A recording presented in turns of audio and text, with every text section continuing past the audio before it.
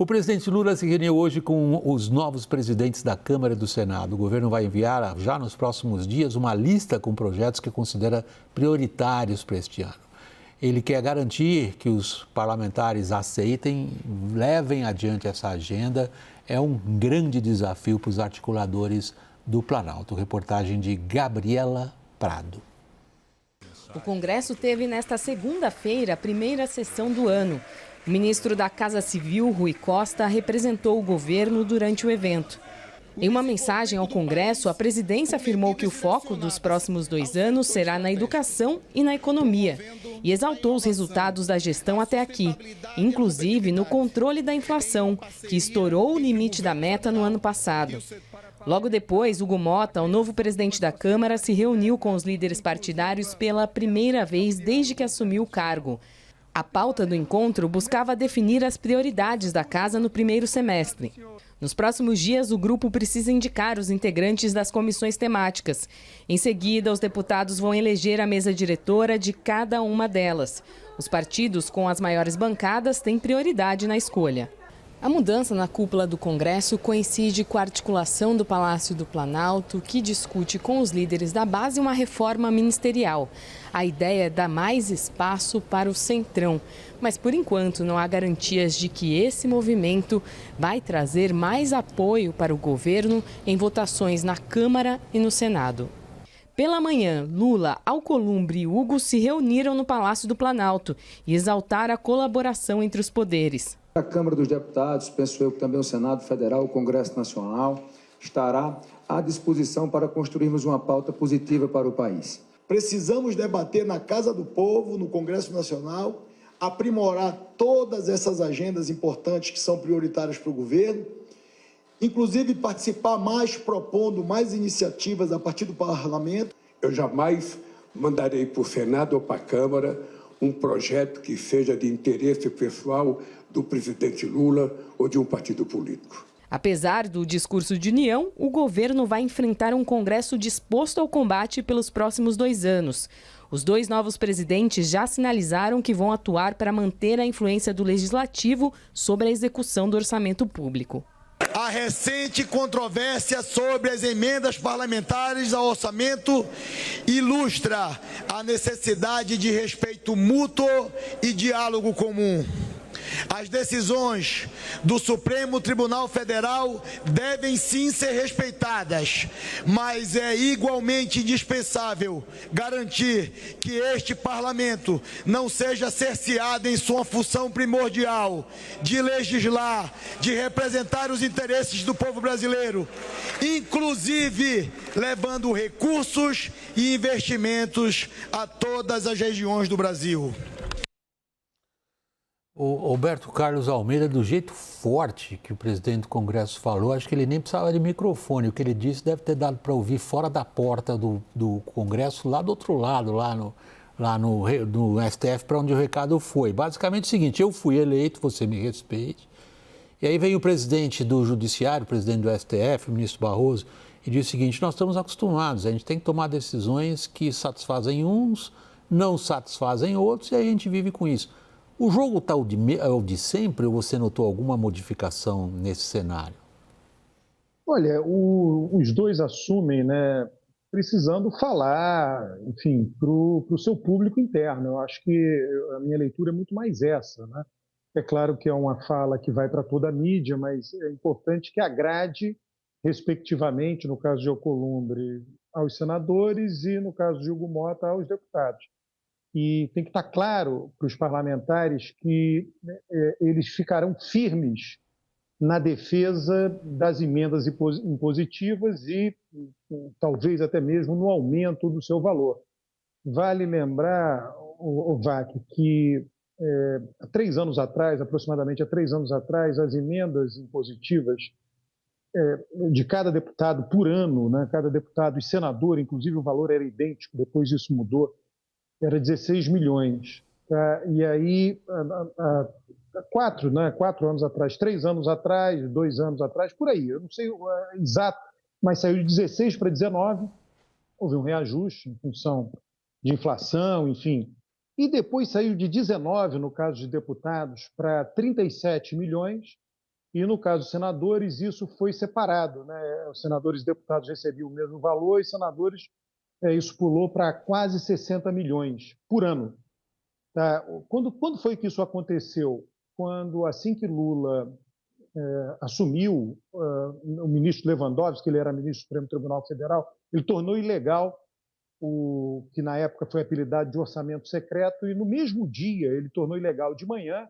À tarde, o presidente da Câmara, o Arthur Lira, já tinha distribuído o que era do orçamento secreto para as emendas individuais dos deputados. Então, eles tiveram um salto brutal no valor anual de suas emendas, que eles podem utilizar, basicamente, como desejam, né? Então, o que nós estamos vendo hoje, eu não estou aqui fazendo nenhum julgamento de valor, é um Congresso que tem um incentivo fortemente municipalista.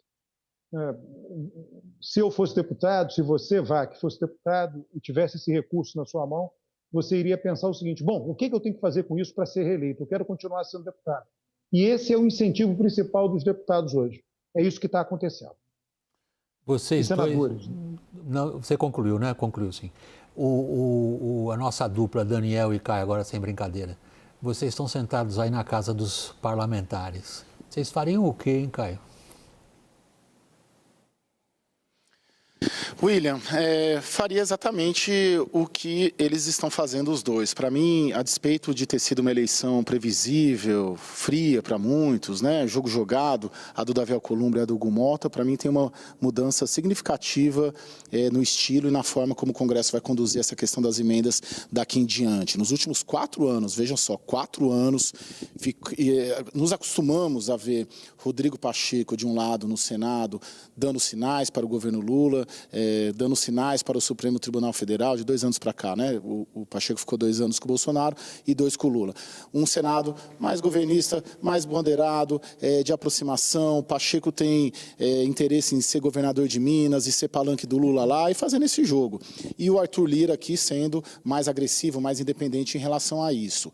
Agora, eu tenho notado já desde sábado e nas falas de hoje, uma união, primeiro uma união dos dois, porque a gente sabe que Rodrigo Pacheco e Arthur Lira não se bicavam ali, não digo no âmbito pessoal, mas as duas casas tinham muitas questões referentes à pauta, referentes à tramitação legislativa. E eu sinto os dois muito unidos nessa missão de levar adiante essa questão da defesa das emendas como uma bandeira do Congresso somada, porque o Rodrigo Pacheco não comprava essa briga como o Arthur Lira comprava. O Davi Alcolumbre vai comprar essa briga. O Hugo Mota, a despeito da moderação, do comedimento, né, de ser um sujeito do diálogo construtor de consensos, também vai comprar. Então, desde sábado e a partir de hoje, você tem uma união das duas casas nessa questão das emendas parlamentares. E isso faz toda a diferença. E todas as sinalizações deles, dos dois, desde sábado, é de que a democracia ameaçada, de fato, é uma democracia que fragiliza o Congresso Nacional. A menção ao deputado cassado Rubens Paiva, que o Hugo Mota fez no seu discurso e finalizou com o nome do filme, né, que trata a história do Rubens Paiva, Ainda Estou Aqui, não foi necessariamente, pelo que eu consegui levantar e apurar com interlocutores do Hugo Mota, um recado para a esquerda, um gesto para o petismo, para a esquerda, uma crítica à ditadura militar. Foi uma crítica a todas as ditaduras. E há um sentimento dentro do Congresso que Davi Alcolumbre e Hugo Mota emanaram, que há, sim, argumentos suficientes para entender que há uma ditadura do judiciário em curso no Brasil e uma aliança política do governo Lula com o Supremo Tribunal Federal para fragilizar o Congresso. E Hugo Mota e Davi Alcolumbre estão unidos para fazer frente a isso. Deixa eu pegar esse ponto, já passo. Daniel, só um segundo, eu vou passar esse ponto para você. Se a gente segue a linha de raciocínio se a gente segue a linha de raciocínio do Alberto Carlos Almeida, eles há um incentivo muito grande no fundo, você me corrija se eu estiver lendo você errado, Carlos Alberto. Há um incentivo muito grande para o mundo parlamentar em peitar o STF, porque o que se trata é do que, por exemplo, o Alcolumbre disse hoje, que a função principal é levar recursos e investimentos à sua região. Ele está falando na região dos parlamentares. Ele está reiterando o que vocês disseram. Você, Caio, usou a seguinte expressão: há uma mudança significativa na conduta. E você descreve essa mudança como sendo uma mudança, o adjetivo é meu, ok, Caio? Você também me corrija, por favor. Como sendo agora muito mais belicosa, disposta à briga. Daniel. Não vejo tanto essa disposição para briga antes de uma tentativa de conciliação. Só que, William, é muito importante para quem está de fora e está vendo dois candidatos bem-sucedidos com votos tanto do governo quanto da oposição e ainda com o Centrão, e dizerem, puxa vida, mas Hugo Mota e Alcolumbre, afinal, estão do lado de quem se acenderam velas para dois santos diferentes. A gente não tem que entender Hugo Mota ou Davi Alcolumbre como mais perto ou mais longe do governo ou da oposição. Eles são, na verdade, presidentes como se fosse de um sindicato, ou de dois sindicatos. Um sindicato dos deputados e um sindicato dos senadores. E para representar essa classe, essa corporação dos deputados e dos senadores, eles precisam entregar aquilo que mais interessa para esses dois grupos de parlamentares. Claro que os parlamentares querem influenciar em políticas públicas, querem mais espaço, querem cargos, mas o que mais importa hoje em dia para deputados e senadores é dinheiro para seus feudos eleitorais, emendas parlamentares. E aí existem instrumentos de pressão. O Congresso, no fim do ano passado, aprovou ali o pacote de contenção de gastos do governo, mas deixou algumas votações muito estratégicas para esse começo agora de 2025.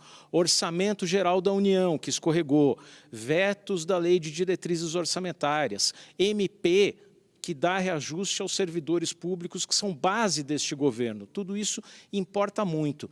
E mais ainda, isso é tudo para negociar emendas parlamentares também e trazer o governo para perto. Agora, tem um outro ponto, que é o seguinte: o primeiro vice-presidente da Câmara, eleito no sábado, está recolhendo assinaturas e vai apresentar uma PEC, tornando impositivas as emendas de comissão.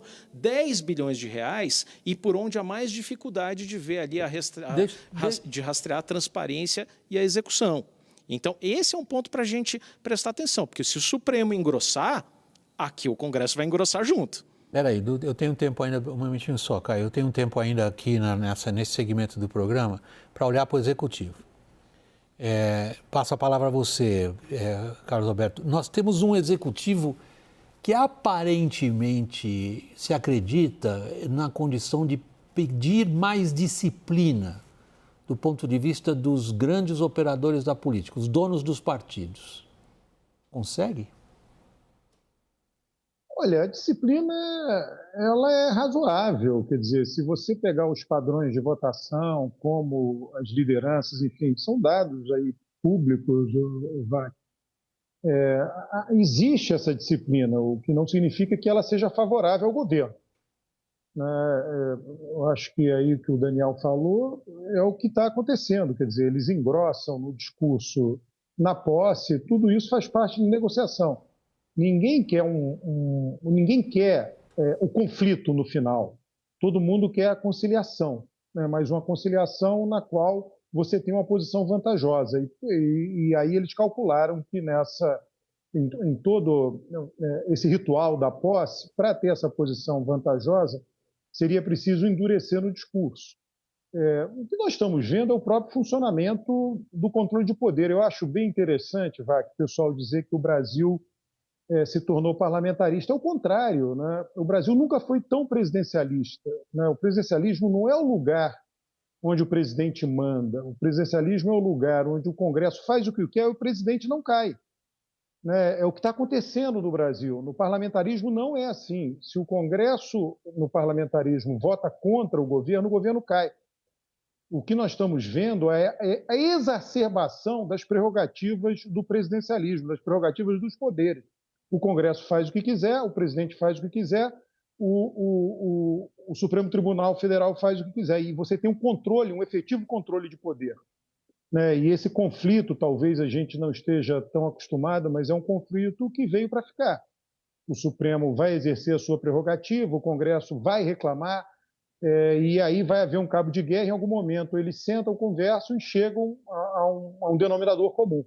É o que a gente está vendo aí. Está funcionando, então, Caio e Daniel? Uma frase para cada um para encerrar esse segmento. Não, não está. É um sistema que está com muitas dificuldades. Eu só queria ressaltar que eu aposto também no curto prazo numa tentativa de diálogo e de mediação, mas se ela não vier e que seja a contento do Congresso Nacional, o Congresso deve escalar. Claramente não funciona. Eu penso um pouco diferente do Alberto. Eu acho que hoje a gente vive um sistema em que o presidente da República é o mais frágil dos três poderes. Congresso e Supremo estão se digladiando, não à toa, porque são os dois poderes mais poderosos da República. Se a gente analisa o tanto de veto que o Congresso derruba do presidente da República, o tanto de medida provisória que caduca e perde validade aqui no Congresso, ou seja, o Congresso faz o que quer, o Supremo faz o que quer, mas o presidente da República não tem conseguido, não só o Lula, mas Bolsonaro, Temer e Dilma Rousseff não conseguem também, não conseguiram fazer o que queriam. Daniel, para fechar esse segmento. William, hoje a gente colocou em números uma percepção que a gente já vem detectando de uma mudança do eixo de poder cada vez mais do Palácio do Planalto para cá, para o Congresso Nacional, para as residências oficiais dos presidentes da Câmara e do Senado. É um Congresso que não hesita em derrubar vetos presidenciais, em deixar medidas provisórias esperando, em aprovar seus próprios projetos à revelia do Executivo. Penso que essa mudança gradual só tem se reforçado e não há nenhum indicativo de que o Congresso vai arrefecer na sua ansiedade por participar cada vez mais do poder e de ditar as regras para o Executivo e jogar pesado contra o STF, coisa que a gente percebeu nos discursos de Hugo Mota e Davi Alcolumbre.